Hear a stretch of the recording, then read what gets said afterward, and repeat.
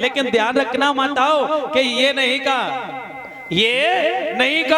कि मैं तुम्हारे बेटा को यज्ञ में चढ़ाऊंगा। अगर ये बात कह देते, क्या कोई ऐसी माँ होगी, कोई बाप होगा जो कि अपने बेटा को यज्ञ में चढ़ाने के लिए भेज दे? नहीं होगा है? तो क्योंकि आज भी देखा जाता है कि ये जो दुनिया है ना बुजुर्ग दादाओं, ये दुनिया, इस दुनिया में गरीब लोगों का सम्मान नहीं है, अमीर लोगों का सम्मान है। आज वो बेटा गरीब था तभी तो बिक गया। क्या कोई अमीर व्यक्ति से कह दे कि तुम मुझे बेटा दे दो, क्या वो व्यक्ति दे देगा? नहीं देगा। क्योंकि एक कवि ने बहुत सुंदर कल्पना की है कि दुनिया में गरीबों को, वो दुनिया में गरीबों को और सम्मान नहीं मिलता। दुनिया में गरीबों को सम्मान नहीं मिलता।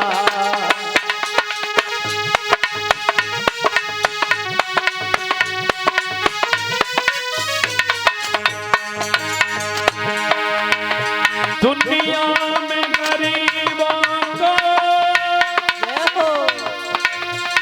सम्मान नहीं मिलता। दुनिया में गरीबों को सम्मान नहीं मिलता। दुनिया में गरीबों को सम्मान नहीं मिलता। रोते हैं तो हंसने का पैगाम नहीं मिलता। रोते हंसने को पैगाम नहीं मिलता।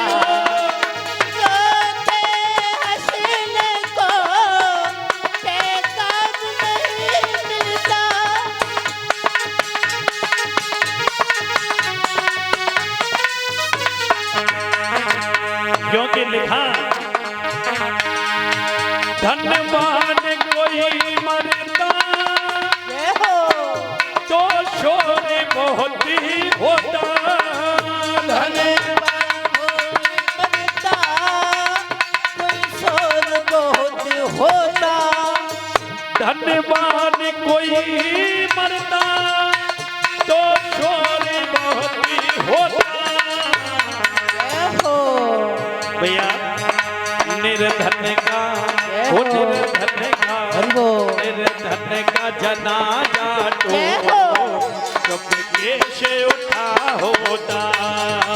निर्धन का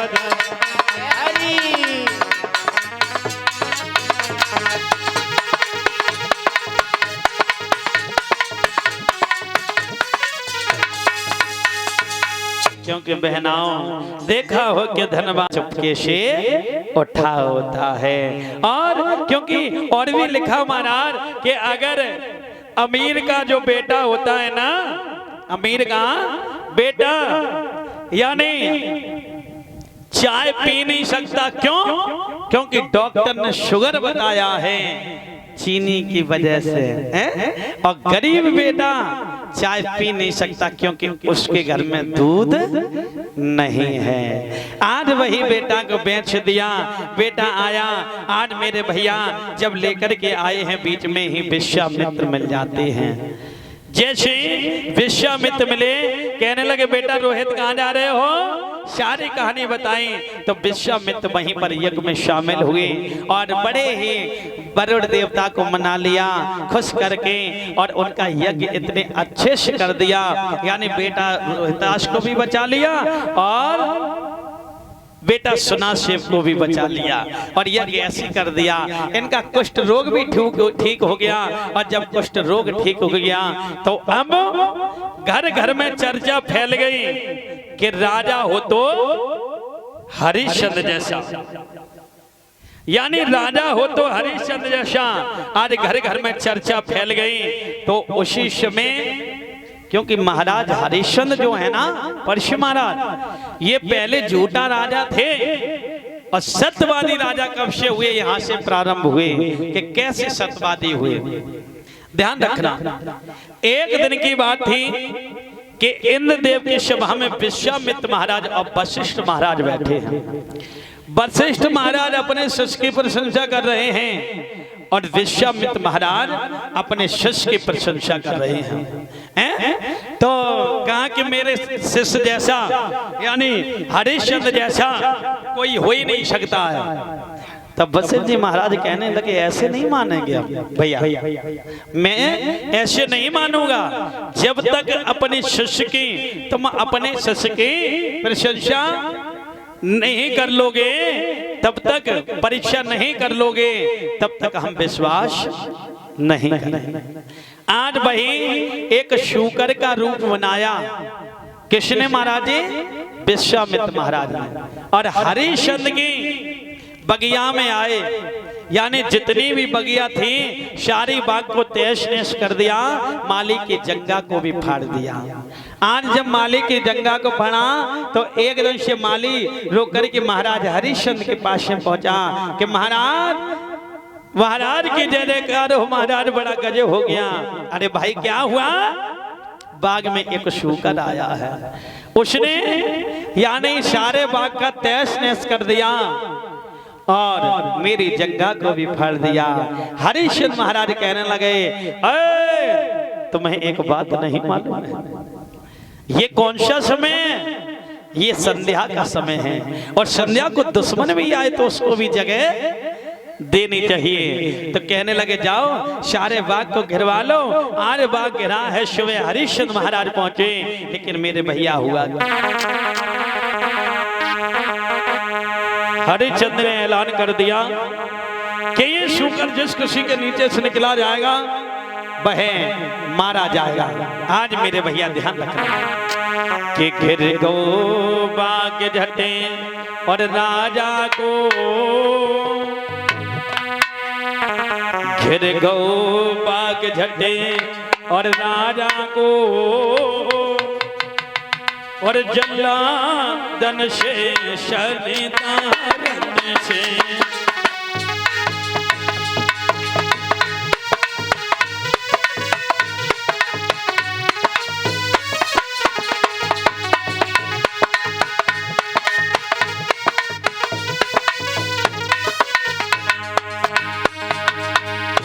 घिरे चलो चाटे बागी राजा को, शल्लादन से शरीदारन से, शूअन को आदर होने लगो,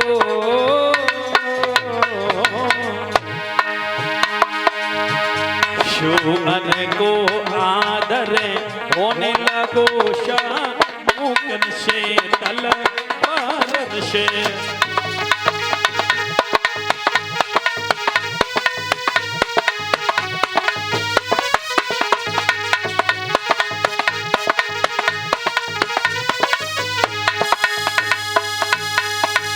आज मेरे भैया ध्यान रखना, आज यानी वही घिर गया है बाग, और जब गिरा है तो आज सारे बाग घिर गया।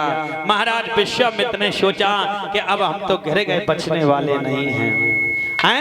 राजी भैया बचने वाले नहीं हैं। तो एकदम से जहां पर महाराज हरिश्चंद्र खड़े थे, उन्हीं के नीचे से बीच जंगा से